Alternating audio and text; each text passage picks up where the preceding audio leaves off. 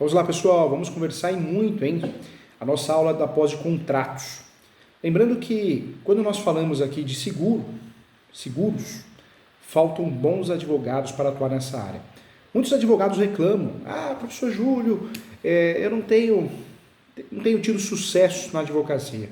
Você parou para pensar que nós temos áreas que faltam bons advogados? E a área contratual, a área de seguros é uma delas. Então vamos estudar esse assunto com muito carinho, tá bom? Vamos lá, quando nós falamos aqui das principais teses utilizadas pelas seguradoras, são as teses utilizadas para que as seguradoras não paguem de fato, a indenização. Nós já estudamos aqui que o seguro, contratos de seguro, nós estamos falando de um contrato totalmente diferente. Apesar de aparecer de forma tipificada no Código Civil, é um contrato que nós temos nomenclaturas diferentes. Tanto é que prêmio é o que eu pago, não é o que eu recebo. Indenização é o que eu recebo. Então, a pólice não é o contrato, é o resumo do contrato, que muitas vezes serve como contrato. Então, muita coisa que a gente deixa de estudar, deixa de conhecer e acaba errando, né, no peticionamento em virtude de falta de conhecimento. É uma realidade. Então, vamos prestar atenção em relação a isso. O advogado que atua na área de seguros como especialista, ele vai se confrontar, sim, com os indeferimentos de indenizações. E não só de seguro de carro, né, de bens móveis, mas seguro de bens imóveis, seguro de vida. Existem várias teses que fazem com que a seguradora não indenizem. Digam não à indenização. Por isso, esse advogado especialista em seguros, tem se tornado, sim, cada vez mais requisitado no cenário brasileiro. O índice, inclusive, de inadimplência nos contratos de seguro aumentou muito, de forma significativa, após a pandemia. E por isso, é de extrema importância que o segurado se mantenha informado sobre os seus direitos. Então, faz toda a diferença. O advogado especialista em seguros também pode ser chamado de advogado securitário. E o advogado securitário é um profissional que atua com foco em processos contra as seguradoras. Portanto, apesar da grande importância de uma apólice de seguro, na maioria das vezes o segurado esquece sua relevância e acaba não lembrando, quando eu falo do segurado, acaba não lembrando sim, até a última semana da validade. Ao renová-lo, sem entender as consequências que a retira da franquia e a cobertura terão sobre seus ativos, né, de fato. E é comum também que o segurado desconheça a extensão exata do acidente também, fazendo com que não receba a indenização. Portanto, difícil para eles preservar o direito de compensação. E outros casos, mesmo que os segurados, que têm direito à indenização, acabam tendo sérias dificuldades em organizar o necessário. Também é fato importante. E nesse sentido, os advogados que atuam contra as seguradoras que negam o seguro, o pagamento da indenização em virtude dessas teses. Então, vamos trabalhar aqui a jurisprudência. Nesse momento, eu quero trabalhar com você as causas comuns das negativas das seguradoras, baseadas na jurisprudência, alguma delas pacificadas no nosso país. Então, vamos estudar juntos aqui para que a gente possa, de fato, conhecer essas teses e contrateses que vão fazer o nosso cliente muitas vezes procurar o advogado para que ele ou ela possa receber a indenização, tá bom? Tem muita coisa para a gente falar aqui com muito carinho. Uma pergunta que é feita: professor Júlio, é possível reverter uma negativa da seguradora? É uma pergunta que é feita. A resposta é sim. É importante ressaltar que muitas das vezes que a seguradora nega, indefere o pedido de indenização, é possível reverter a negativa da seguradora para o pagamento do sinistro por meio de um processo judicial. Antes do judicial, talvez um requerimento, um pedido de reconsideração, mas o processo judicial faz com que você reverta essa situação da negativa da seguradora. Para atuar na proteção dos interesses dos segurados e beneficiários de seguros no âmbito da recuperação de valores de um contrato de seguro, é importante conhecer as teses atuais, teses importantes para que você possa ter sucesso. E, para tanto, prestar um serviço de assessoria jurídica, especialmente na busca do recebimento de indenizações ligadas indevidamente aos segurados pelos mais diversos motivos. Então, é importante que você atue examinando a apólice para intervenção e o recebimento de sinistros e litígios administrativos e judiciais relativos a seguros de diversas naturezas, como exemplo, ações judiciais contra as seguradoras. Vamos conversar muito sobre isso, hein? Muito importante que você domine esse assunto.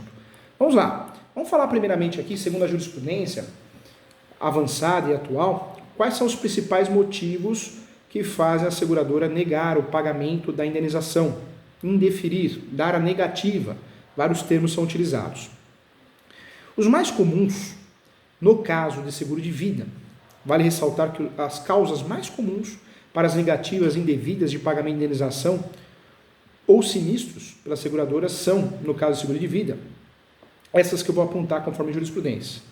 Primeira, seguro de vida cancelado por atraso de pagamento das parcelas, em virtude de inadimplência. Seguro de vida, de fato, se existe atraso no pagamento, e esse atraso foi provado que foi em virtude do segurado, de fato a seguradora vai negar. Então a nossa contratese contra esse entendimento de negativa da seguradora é provar que foi pago. Provar que foi pago, ou provar a compensação, talvez foi pago em duplicidade em outro momento, por isso não foi pago agora, ou provar também que o atraso não foi superior a 5 dias. Também é uma tese que tem dado resultado prático. Então, é importante analisar isso. Dentro do seguro de vida, nós temos uma outra negativa muito comum, é o seguro de vida negado por doença pré-existente. Também é uma negativa muito forte por doença pré-existente, então vale a pena também nessa situação, quando você vai combater essa negativa da seguradora, da instituição, você provar que não existia a doença, através de laudos, exames, perícia, ou se já existia, o contrato tem que suprir, conforme a jurisprudência, em alguns casos teria que suprir. Nós vamos conversar também mais aprofundadamente sobre isso. Outro motivo também que faz com que a seguradora não pague, dê a negativa no pagamento da indenização, no caso do seguro de vida, ele é negado em virtude da embriaguez. Então a embriaguez também faz com que a seguradora não pague. Então isso é importante também. Então, é importante tratar desse assunto, a embriaguez. E provar que o sujeito não era alcoólatra, ele ou ela, também é a contratese dessa negativa da seguradora. Outra tese também muito comum é o seguro de vida negado por suicídio. Também é um motivo que faz com que a seguradora não pague. O seguro por suicídio. Cuidado, nós temos grandes mudanças em relação ao suicídio. Mudanças, de fato, conhecidas, né, em relação à mudança jurisprudencial.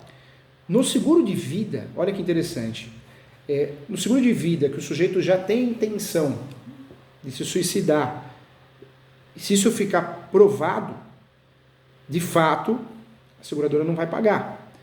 Houve uma mudança jurisprudencial. Explicando melhor isso, no seguro de vida, se o segurado se suicidar, a seguradora continua tendo a obrigação de pagar a indenização?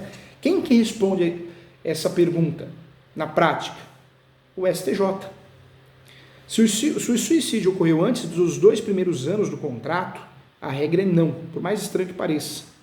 O beneficiário não terá direito ao capital estipulado quando o segurado se suicida nos 2 primeiros anos da vigência do contrato ou nos 2 primeiros anos depois do contrato ter sido reiniciado, a chamada recondução, depois de um tempo suspenso, conforme artigo, tem até o artigo 798 do Código Civil. Uma observação importante: se o beneficiário não terá direito à indenização, mas receberá o valor da reserva técnica já formada, ou seja, terá direito à quantia que o segurado pagou a título de prêmio para a seguradora. A seguradora será obrigada a devolver ao beneficiário o montante da reserva técnica já formada, mesmo que fique provado que o segurado premeditou o suicídio. Essa é a resposta não, mas temos a resposta sim também. Se o suicídio ocorreu depois dos 2 primeiros anos do contrato, de forma pacificada pela doutrina e jurisprudência, se ocorrer depois dos 2 primeiros anos do contrato, será devida a indenização, ainda que exista a cláusula expressa em contrário. Essa cláusula é considerada nula, inclusive. Observação importante, fique atento, é nula a cláusula contratual que exclua a indenização da seguradora em caso de suicídio. Suicídio ocorrido depois dos 2 primeiros anos do contrato. Isso aparece também no 798, parágrafo único do Código Civil. Assim, se o suicídio ocorre depois dos 2 primeiros anos, é devida a indenização, ainda que exista a cláusula expressa dizendo que a seguradora não deve indenizar. Então, ficou bem pacificado isso. Seguro e suicídio nos 2 primeiros anos.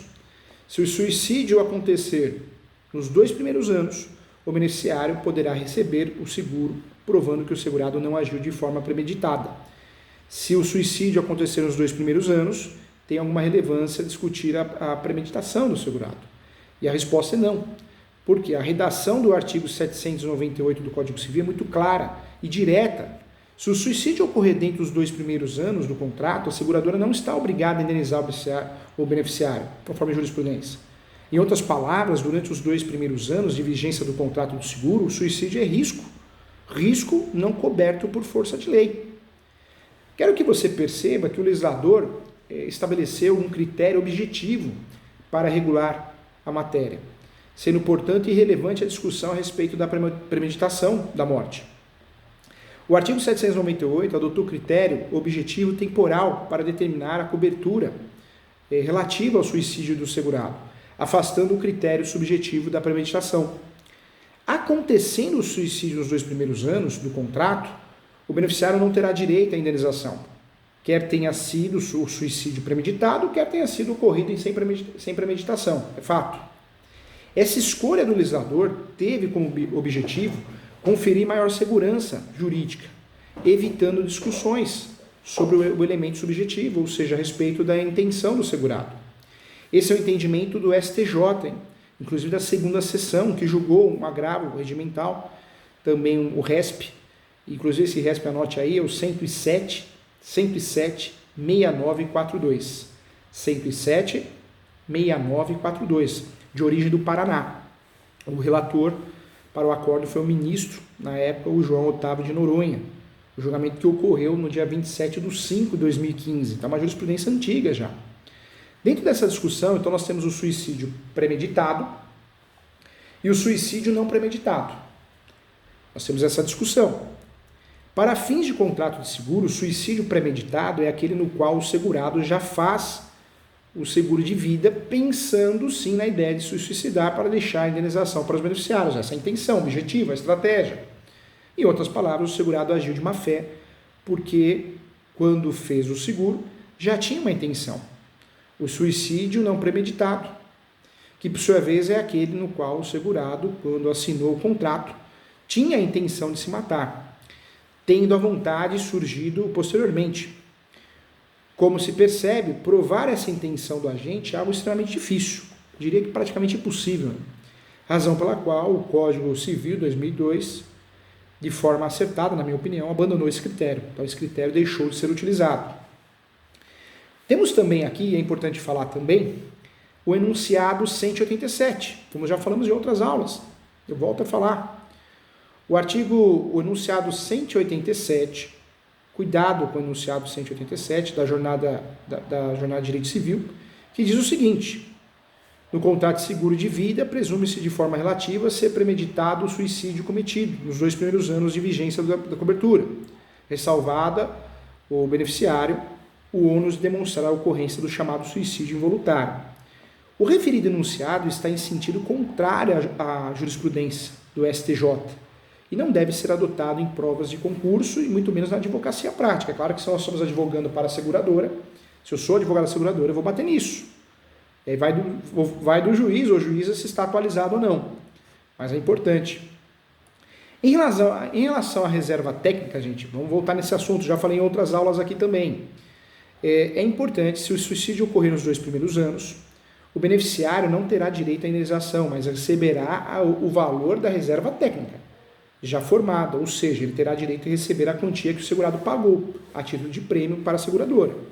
Isso está previsto no 798 e no 797, parágrafo único do Código Civil. É importante dizer que a seguradora será obrigada a devolver ao beneficiário o montante da reserva técnica já formada, mesmo que fique provado que o segurado premeditou o suicídio. Então, esse também é um entendimento pacificado. Em relação a seguro e suicídio, depois dos 2 primeiros anos, após o período de carência de 2 anos, a seguradora será obrigada a indenizar, mesmo diante da prova mais cabal de premeditação, mesmo que a seguradora prove que o segurado, no momento da contratação do seguro, já pensava em se suicidar, mesmo que tenha essa prova via WhatsApp, via Facebook, algum e-mail, e se esse suicídio aconteceu após os 2 primeiros anos de contrato, ele terá sim direito a indenizar. Eu quero que você perceba aqui, diante do estudo dessa jurisprudência, que não importa mais essa discussão sobre a premeditação, hein? Não importa mais, isso não é critério para receber ou não. O critério atual, ele acaba sendo, né, gente, apenas temporal. Suicídio nos 2 primeiros anos, sem direito à indenização. Suicídio após os 2 primeiros anos, tem direito à indenização. Se você parar para pensar, é uma realidade. O critério atual, ele passou a ser frio, né? Temporal, apenas atemporal. Suicídio nos 2 primeiros anos, sem direito à indenização. Suicídio após os 2 primeiros anos, tem direito à indenização. É fato. As súmulas sobre o tema, existem 2, conforme já tínhamos conversado. Existem 2 súmulas que tratam sobre o tema. As súmulas 105 do STF, Supremo Tribunal Federal, que esclarece que, salvo se tiver havido premeditação, o suicídio do segurado no período contratual de carência não exime o segurador do pagamento do seguro. Ok? Já conhece essa súmula. Já tínhamos conversado sobre ela.